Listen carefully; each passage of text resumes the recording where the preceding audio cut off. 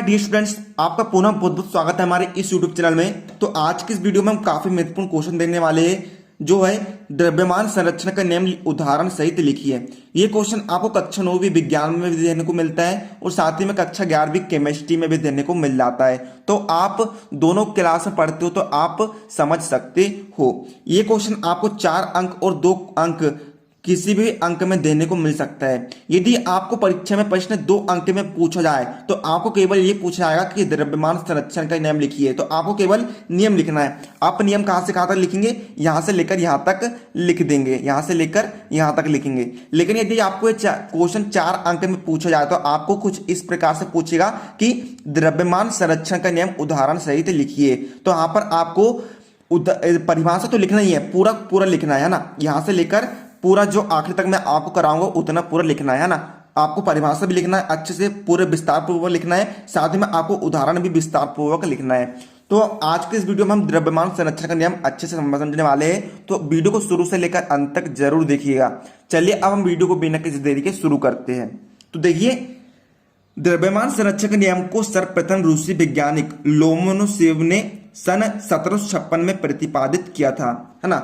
जो द्रव्यमान संरक्षण का नियम है उसे रूसी वैज्ञानिक लोमोनोसेव ने सन 1756 में प्रतिपादित किया था। यह बात आपको याद रखना है, यह आपको विकल्प में भी पूछा जा सकता है। जिसकी पुष्टि बाद में लेबोजिए, लेंडोल्ट आदि वैज्ञानिकों ने की। इस नियम के अनुसार, अब देखिएगा यहां से नियम चालू होता है। किसी रासायनिक अभिक्रिया में भाग लेने वाले पदार्थों की मात्रा का योग रासायनिक क्रिया में बने पदार्थ की मात्रा के बराबर होता है।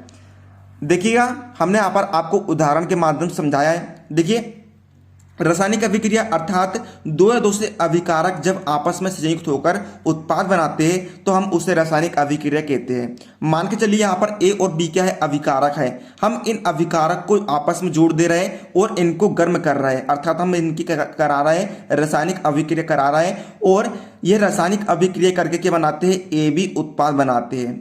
मान के चलिए इनका रासायनिक अभिक्रिया कराने के पूर्व वजन कितना था? 5 ग्राम था। वजन या फिर द्रव्यमान कितना था? 5 ग्राम था। तो रासायनिक अभिक्रिया के पश्चात होने के बाद भी इनका वजन कितना है? 5 ग्राम है। तो इस बात से पुष्टि होती है कि रासायनिक अभिक्रिया के पूर्व जितना वजन है, जितना द्रव्यमान है, उतना ही द्रव्यमान रासायनिक अभिक्रिया के बाद होगा। अर्थात हम द्रव्यमान को ना तो उत्पन्न कर सकते हैं और ना ही नष्ट कर सकते हैं। वे रासायनिक अभिक्रिया के पूर्व में जितना था उतना ही रासायनिक अभिक्रिया के बाद में ही रहेगा। इसी प्रकार यहाँ पर देखिए परिभाषा क्या है? किसी रासायनिक अभिक्रिया में भाग लेने वाले पदार्थों की मात्रा का योग, है ना। रासायनिक अभिक्रिया में कितने पदार्थ भाग ले रहे हैं? 2 पदार्थ भाग ले रहे हैं। इनकी मात्रा कितनी कितनी है? इन दोनों की मात्रा का योग कितना है? 5 ग्राम है। तो उसके पश्चात यदि हम इन्हें गर्म करते हैं तो उनकी जो मात्रा का योग है वे रासायनिक अभिक्रिया में बने पदार्थ की मात्रा के बराबर होगा। इस प्रकार से यहाँ पर नियम है। तो अर्थात रासायनिक क्रिया में द्रव्यमान को ना तो हम उत्पन्न कर सकते हैं और ना ही नष्ट कर सकते हैं। वे रासायनिक अभिक्रिया का पूर्व में जितना था उतना ही रासायनिक अभिक्रिया के बाद में रहेगा। चलिए अब हम इसे उदाहरण के माध्यम से समझ लेते हैं। जैसे कि आप देख सकते हैं, मैंने आपके लिए चित्र भी बना दिया हूं। देखिए, हम चित्र के माध्यम से समझने का प्रयास करेंगे। क्या है? एक फ्लास्क में कुछ रेत भरकर उसके ऊपर फास्फोरस का टुकड़ा रखते हैं, है ना। हमने एक फ्लास्क लिया या फिर एक पात्र लिया, हम इसे फ्लास्क कहते हैं। उसमें हमने कुछ रेत भर दी, है ना, कुछ रेत भर दी हमने और उसके ऊपर क्या रख दिया? हमने एक फास्फोरस का टुकड़ा रख दिया। फिर हम क्या करते? फ्लास्क के मुख को कोर्क से कसकर बंद कर देते हैं और फिर बंद कर, अर्थात उसके हम ढक्कन को क्या करते हैं? बंद कर देते हैं। फिर हम क्या करते हैं? फ्लास्क को तोलते हैं। फिर फ्लास्क को हम गर्म करते हैं, अर्थात हम क्या कराते हैं? रासायनिक अभिक्रिया कराते हैं। तो रासायनिक अभिक्रिया कराने से, गर्म करने से जो फास्फोरस है वे जलने लगता है और फ्लास्क या फिर पात्र फास्फोरस पेंटा ऑक्साइड, और इसका सूत्र क्या होता है? P4O10।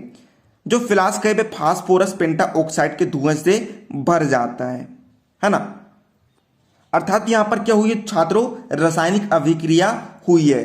फिर आगे करते हैं हम, फ्लास्क को ठंडा करके हम फिर तोलते हैं। यह देखते हैं कि फ्लास्क को गर्म करने से पूर्व और बाद में उसके भार में कोई अंतर नहीं आता है ना।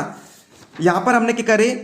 फ्लास्क में रेत और फास्फोरस का टुकड़ा रख दिए। जब हमने इनकी रासायनिक अभिक्रिया नहीं कराए तो उनके पूर्व मान के चलिए इनका वजन कितना था? 10 ग्राम था।